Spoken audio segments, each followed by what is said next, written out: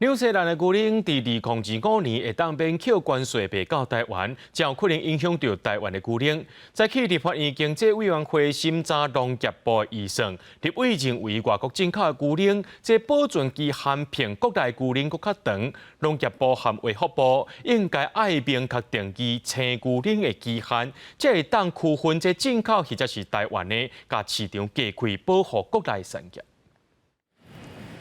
真侪人认为，只要放入冷藏库卖的牛奶都是新鲜牛奶，也毋过都卖丢冷藏库的美国产牛奶，保存期限85天，纽西兰的会当保存90天。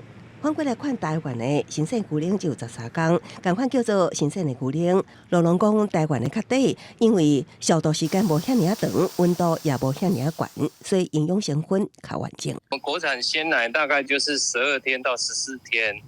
因为这个时效不一样啊，让消费者肠胃混淆，所以我认为这个部分跟国产的部分要做区隔。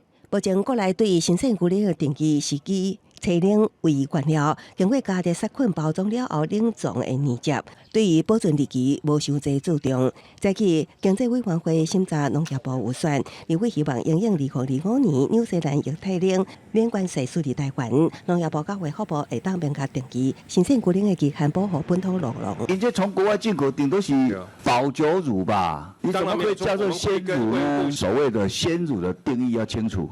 农业部表示会甲卫福部讨论。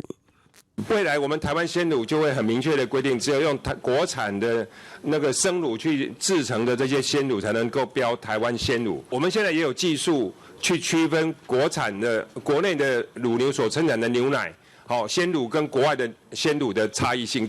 市面卖的国产新鲜牛奶会搭上轻松期冷牛的新鲜标章，顶面显示年品的出产季节，用量顶资讯。农业部表示，目前伫咧甲乐农年品厂讨论中，希望推出予消费者清楚辨识台湾新鲜牛奶的新标章。记者综合报道。